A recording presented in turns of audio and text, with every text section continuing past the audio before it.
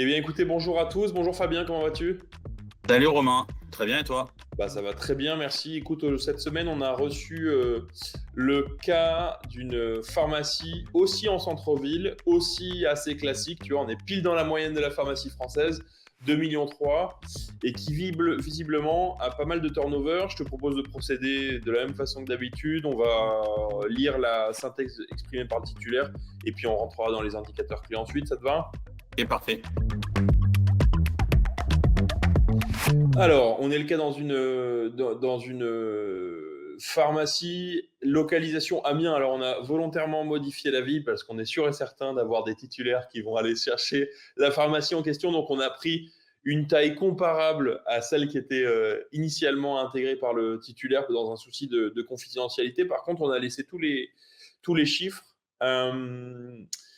On va commencer par lire la synthèse. Donc, le titulaire nous dit: je gère une pharmacie située en plein cœur d'Amiens, donc c'est une autre ville.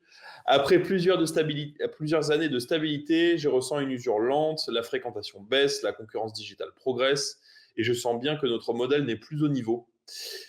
Là, typiquement, Fabien, quand il dit la concurrence digitale progresse, tu pourrais penser à quoi, par exemple? Parce que c'est pas Oui. usuel de voir des titulaires qui se soucient Bah de cette concurrence. oui, disons qu'on c'est sans doute parce que lui a un sentiment de moins vendre, il pense que il vend moins parce que c'est le digital qui a pris ou parce que deux des clients lui ont dit en fait j'achète sur tel site ou alors peut-être qu'il a un concurrent dans sa ville ou voilà qui est très agressif sur internet, mais c'est plutôt aujourd'hui une perception parce que le commerce physique en pharmacie reste très fort Ouais. et même si ça progresse, il faut pas le nier en digital, ça ne va pas aussi vite sur notre marché que sur d'autres marchés. Donc, il faut le garder en vigilance. Mais de toute façon, ce n'est pas une pharmacie de 2,3 millions qui va faire un site internet. Il y a très peu de sites internet de pharmaciens indépendants qui sont rentables. Et Mm. c'est beaucoup de travail, beaucoup d'énergie, beaucoup de communication. Donc, il faut l'avoir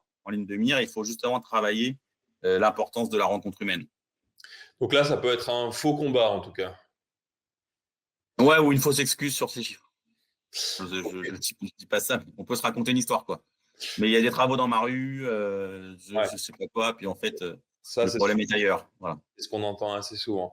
On n'a pas intégré le digital, on subit plutôt qu'on anticipe, et même si l'envie d'innover est là, je me retrouve chaque jour tiraillé entre le quotidien à tenir et une équipe de plus en plus fatiguée. J'ai peur que sans virage rapide, on devienne complètement dépassé. Donc, ouais, là, j'ai l'impression qu'il a quand même un vrai sujet équipe. On va rentrer les indicateurs, mais ça semble être effectivement la fausse excuse du digital, mais il y a l'air d'avoir quand même un gros sujet équipe là qui est fatigué avec un. Oui, mais moi, quand je lis ça, je lis je suis fatigué.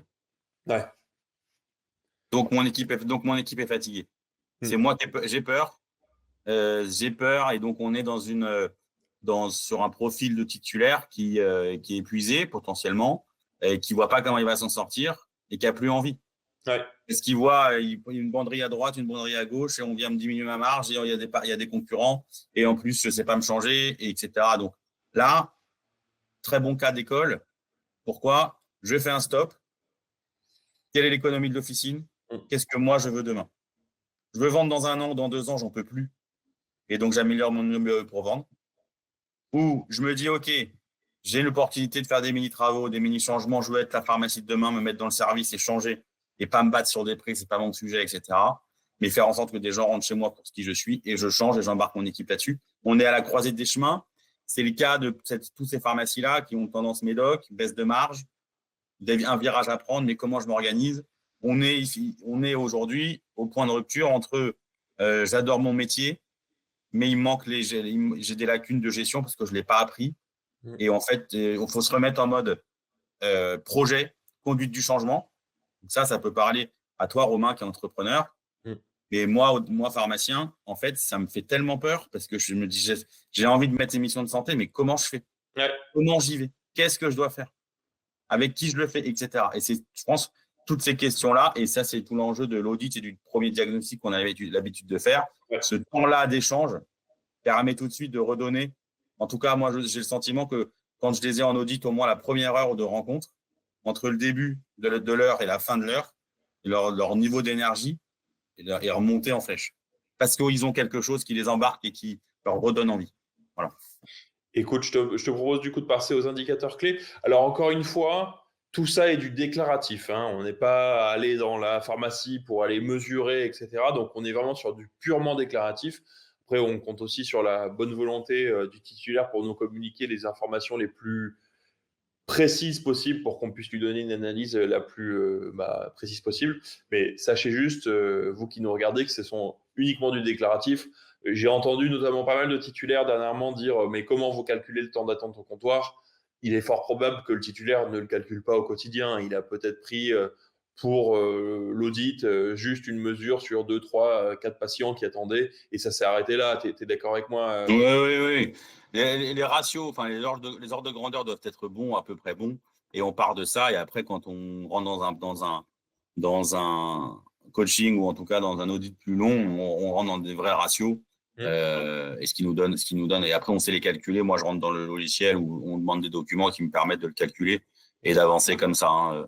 Là, c'est vraiment du déclaratif, ouais. Parce que certains titulaires avaient des commentaires en disant vous voulez faire des McDonald's ou des usines, c'est pas du tout le sujet. Le sujet, c'est de pouvoir finalement prendre conscience de ce qui se passe dans son officine, du parcours du patient, de la façon dont il évolue dans l'officine. Ça, c'est peut-être pas utile de le calculer au quotidien, mais quand on veut prendre de la hauteur, c'est intéressant. Ouais, bien sûr. Temps d'attente au comptoir, 14 minutes. Ordo simple, 6 minutes. Stock dormant, 4%. Bon, là, c'est assez classique. Je crois qu'on a vu un cas Oui. comme celui-ci de nombreuses fois ensemble, hein. Ouais. Oui, non, il n'y a pas grand-chose à rajouter, si ce n'est que justement ce temps d'attente, et tiens, je suis en mode changement, ce temps d'attente peut être une opportunité pour préparer les missions de santé parce que grâce à un petit QR code, je vais remplir un questionnaire pendant que j'attends qui va me permettre de gagner du temps quand je suis avec le patient pour un entretien, pour la semaine de dépistage, je ne sais pas quoi. Voilà, je vous dis ça. Si on est un truc en mode je suis au bout de ce que je sais faire et de mon envie, bah tiens, pourquoi je n'utiliserais pas ce temps d'attente pour commencer la transformation de mon officine. Voilà, je referme la parenthèse, mais c'est ça que ça m'évoque. Ouais. On va pas forcément rentrer dans la fréquence de réappro. Je pense qu'on a déjà expliqué Oui, non. les protocoles écrits, c'est peut-être pas la peine. Allons à la finance. Allons à la finance directement. Bon, on n'est pas sur quelqu'un qui est finalement trop bas hein, quand on regarde le benchmark et les chiffres qui nous communiquent. On est finalement dans une pharma assez classique française, hein. Oui, c'est juste que je pense que ça devait être un tout petit peu meilleur le bilan d'avant. Ouais. Et donc, cette baisse de renta qui est liée à tout ce qu'on s'est dit juste avant et à une difficulté de lecture du produit cher, de la marge qui se dégageait, etc., d'évolution du métier, et ça donne des petits signaux d'alerte parce que c'était mieux avant et que je vois bien, et je crois que dans les verbatims qu'on avait au tout début, les chiffres sont encore honorables, mais les signaux faibles s'accumulent. Et donc, on est plutôt dans quelque chose où effectivement, j'anticipe quelque chose que je vois arriver. Mais là, j'ai atteint ma limite de compétence. Est-ce que tu peux m'aider? Voilà, c'est beaucoup de titulaires sont dans ça avec une trésorerie fragile et beaucoup plus fragile aujourd'hui que l'année dernière, voire à peine à l'équilibre. Et donc, moi, ceux que j'accompagne beaucoup, sont dans cette situation-là et ils viennent me voir avant que ça soit trop compliqué. Donc là, on est là-dedans, hein. Mais on n'est pas du tout au point de rupture quand pas du tout. Le titulaire nous dit notre modèle n'est plus au niveau, j'ai peur que sans virage rapide, on devienne complètement dépassé. Il n'y a pas besoin d'être aussi alarmiste. Alors peut-être qu'il est fatigué, mais les chiffres sont en dessous. Non, mais il y a une dégradation de la renta, donc ça donne effectivement ce constat-là. Et puis il y a les missions de santé qu'on appelle nouvelles missions, elles sont plutôt nouvelles que ça. Les premières ont quelques années maintenant, et donc ils s'y sont pas mis parce qu'ils n'en avaient pas besoin. Ouais. Et là, ils se disent merde. En fait, va falloir que j'y aille parce que j'ai compris que c'était un des leviers et que le reste, j'allais tout épuiser. Sauf que comment je fais? Ça veut dire revoir mes plannings, ça veut dire repenser ma surface de vente, ça veut dire comment j'intègre le temps, comment je communique, et c'est avec sans rendez-vous, nanani, nanana. Et tout ça, c'est là où effectivement, nous, on a cet apport utile parce qu'on va travailler la consolidation des chiffres et la compréhension, plus la mode projet mise en place des missions de santé. Mais bon, écoute, en tout cas, sur la partie chiffres, moi, Ils sont en dessous, mais je vois rien d'alarmant. Je te propose qu'on passe à la partie temps et planning parce qu'à mon avis, c'est là où… Ah oui, là, on est dans le rouge. On est dans le rouge et on voit que le titulaire fait finalement aucun entretien, qu'il n'y a pas de formation, qu'il y a un turnover qui est quand même assez élevé, qui passe un peu de temps au back-office. Ça revient un petit peu à ce que tu disais un peu plus haut. C'est le titulaire qui est fatigué, peut-être au bout de sa Ouais. compétence, et qui finalement fait ressentir ça sur son équipe qui elle-même se démotive finalement. Oui, et puis dans des villes de cette taille-là, en fait, le bouche à oreille, ça va vite. Donc, on sait très bien, on sait bien qu'il y a des titulaires plus sympas ou des ambiances plus sympas ou des gens qui sont là. Et donc, on peut venir voir ou faire des CDD et tourner, mais donc faut être vigilant. La notoriété d'un titulaire, en tout cas en termes de management, ça se sait assez vite. Ouais. Donc, faut être extrêmement vigilant. Et d'ailleurs, j'aimais l'hypothèse qu'on avait une masse salariale à 14%. Cette masse salariale en pourcentage n'est pas lié au nombre de gens, mais sans doute lié à soit des CDD, et donc je paye la précarité à la fin, donc ça me coûte plus cher en pourcentage, soit parce qu'il y a beaucoup de turnover, et donc au départ, j'ai un 14% de masse salariale, puisque là, on réfléchit en pourcentage, mais en nombre d'équivalents temps plein, si je le mettais en nombre d'équivalents temps plein, je serais bien. Ouais. Et c'est souvent le cas où on se dit, putain, j'ai pas assez de masse salariale, mais en fait, j'ai en pourcentage beaucoup de masse salariale, parce que j'ai beaucoup de turnover et que ça me coûte cher. Voilà.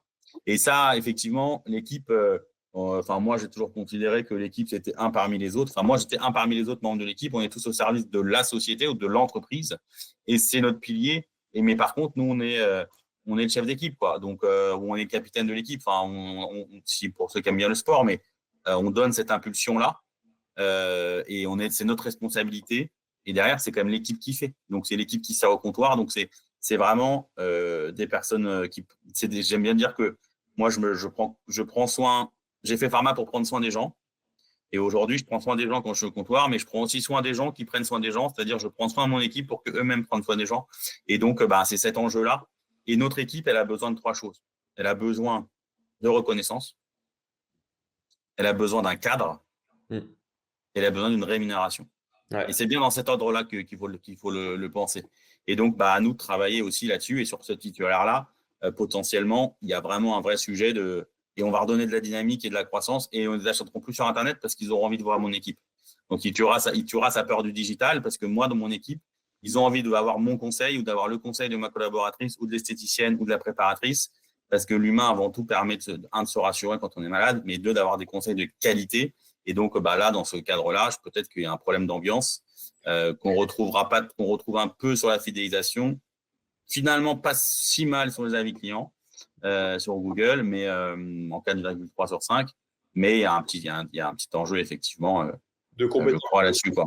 De compétences managériales tout court, en fait, où le titulaire, clairement, n'a pas été formé et n'a jamais pris à bras le corps sa mission de chef d'équipe, et ce qui fait qu'effectivement, il a pas mal de turnover et il subit peut-être aussi la mauvaise réputation qui a pu s'installer, Ouais, voilà, exactement. ou des adjoints qui Exactement. peuvent aller et venir. On va passer à la partie commerciale et client. Donc, lui, c'est pareil, il est plutôt pas mal, hein. Il est plutôt pas mal. Et il doit avoir un logiciel qui a changé. Là, il y a un des logiciels en pharma qui a changé de son mode de calcul de fréquentation. Donc, c'est pour ça, c'est pareil, parce que 2,3 millions 85 par jour client, c'est pas possible, à mon avis. Donc, c'est juste parce que le logiciel a changé son méthode de calcul et qu'il a dû mettre ce chiffre-là. Mais on est plutôt sur ce 2,3 millions, entre 120, 130, 150, voire 200 clients jour. Donc voilà, faut juste checker ça, parce que ça me paraît bas. Ce que tu veux dire, c'est que lui, il doit calculer sa fréquentation au nombre d'ordos et pas au nombre de clients, c'est ça? En tout cas, au nombre d'actes. Ouais. Ouais. Parce que sinon, ça fausse complètement l'analyse. Aujourd'hui, ça veut dire que son panier moyen, s'il fait 2,3 millions à 300 jours par an, il a un panier moyen qui est le double est quasiment le double de la profession. Il est peut-être installé sur une mine d'or. C'est à rembourser. Donc ça, c'est le non-ordo. Il est à 18%. Donc il est plutôt proche des 20% qui est la moyenne sur des petites pharma, sur cette typologie de pharma classique-là. La valeur de cession, là, finalement, nous, si on revient à sa problématique de base où il dit qu'il est fatigué, qu'il n'a plus envie de gérer son équipe, etc. Là, il y a clairement potentiellement un petit truc à faire pour lui, quoi. Parce que, alors, on ne sait pas pourquoi il est fatigué et le perso n'est pas très développé, mais il y a potentiellement quelque chose à faire pour lui, soit céder sa pharma qui a une jolie valeur, peut-être faire même un OBO pour se dérisquer lui à titre personnel. On ne connaît pas son âge, mais moi, Alors juste, ouais. je le retrouve pas je le retrouve pas si mauvais dans les chiffres en fait. Ouais, je te confirme que c'est une erreur parce que ça ferait 90 € de panier moyen et la moyenne est plutôt à 40-45, donc la vérité doit être plutôt autour du double. Ouais. Pour revenir sur ta question, bon, OBO, sans doute peut-être, on ne sait pas trop, c'est pas trop dans nos méthodologies en pharma, donc l'OBO, ça, juste je précise pour ceux qui nous regardent, mais l'OBO, c'est le fait de se revendre à soi-même l'officine pour mettre de côté l'argent de la vente et pour repartir sur un nouvel emprunt de 12 ans. Voilà le signe, la signification d'OBO. Parce que Romain, toi, tu as l'habitude, mais nous, en pharma, on ne sait pas trop. Non, et d'ailleurs, je trouve qu'il dit quand même au début, je sais que j'en ai sous le pied, mais voilà, on est ici dans une officine avec un potentiel réel, mais un modèle qui n'a pas suivi les transformations du marché. Ouais. Donc la question, c'est vraiment, est-ce que tu as envie de te donner les moyens d'y arriver et de te transformer toi-même, ou tu sais que tu n'as pas envie, et dans ce cas-là, effectivement, potentiellement, le processus de vente, là où je te rejoins, c'est qu'on peut retraiter un peu le BE des difficultés qu'on a identifiées. Donc, on peut retraiter le BE avec une valeur de cession quand même un peu supérieure à ce qu'on s'est mis là et se dire, est-ce que j'ai envie de prendre ce virage-là ou de repartir sur une nouvelle aventure ailleurs? On a souvent, et je trouve qu'en pharma, on avait tendance à toujours plutôt garder le même pharma toute sa vie ou en tout cas longtemps. Je trouve que c'est intéressant en fonction de son énergie de aussi être capable de passer à autre chose et se dire peut-être que là, c'est le moment où je dois valoriser et repartir sur un autre projet un peu plus tard. Se poser cette question-là, c'est toujours sain. Et qu'est-ce qui me fait basculer? Est-ce que c'est mon emploi du temps, la dynamique que j'ai au quotidien, l'envie de faire, ou les euros? Chacun, pour le coup, est très différent les uns des autres. Mais dans cette pharmacie-là, quelqu'un qui reprendrait pourrait y trouver du potentiel, une dynamique, une transformation, etc. Et pourrait aller chercher une rentabilité améliorée. Parce que peut-être qu'il y a de la lassitude, peut-être qu'il y a des choses et ça, pour moi, c'est OK. Enfin, je veux dire, c'est humain. Et parfois, il ne faut pas aller trop loin. Et parfois, il faut abandonner un peu de capi pour se relancer plutôt que d'aller trop loin et pas de tout perdre, mais de subir. Donc là, aujourd'hui, on est vraiment sur des ratios pas très, très loin de ratio classique. Et donc, qui peuvent donner une opportunité à celui qui reprendrait d'améliorer. Et in fine, mon expérience me montre que vaut mieux qu'on ait une pharmacie avec un peu de potentiel, on la vendra beaucoup plus facilement et beaucoup plus cher. Une pharmacie au taquet où personne ne voudra acheter en disant je me mets à risque parce que je n'arriverai pas à faire beaucoup mieux que mon prédécesseur. Ouais. Donc ça, c'est vraiment un point. Tout le monde cherche, tous les jeunes ou moins jeunes cherchent à s'installer dans une officine qu'on n'achète pas trop cher avec du potentiel. Et donc, parfois, quand on a fait le tour et qu'on est lassé, ça vaut le coup de se dire peut-être c'est le bon moment, il y a du potentiel pour mon successeur. Moi, je me fixe un prix sur lequel je ne veux pas être en dessous. Et puis après, je rentre en égo avec un transactionnaire. Mais en tout état de cause, c'est peut-être ce moment de cette question-là. Et moi, c'est une des premières questions que je pose au début d'audit ou aux gens que je coach et qui sont fatigués. Vraiment, est-ce que c'est ce projet-là? Oui, j'ai toujours vécu là, j'ai jamais déménagé. Enfin, voilà, chacun a son histoire. Mais c'est la première question qu'on doit se poser. Je pense que pour cette pharmacie, elle est clairement encore dans la course. Le virage, il faut le prendre. Il y a des points à améliorer, bien entendu, parce que le marché, lui, va continuer à avancer. Et s'il reste dans cette façon de penser en se trouvant des faux ennemis et des fausses excuses pour pouvoir rester en statu quo, malheureusement, la situation ne changera pas. Mais très clairement, là, la question à se poser pour ce titulaire-là, c'est quel est mon niveau d'énergie? Est-ce que j'ai envie de me battre pour pouvoir continuer à faire avancer mon officine? Et si ce n'est pas le cas, comment est-ce que je retraite certains indicateurs de mon officine en 4 à 6 mois pour pouvoir lui donner une valeur supplémentaire? Absolument. C'est exactement ça. Écoute, Bravo.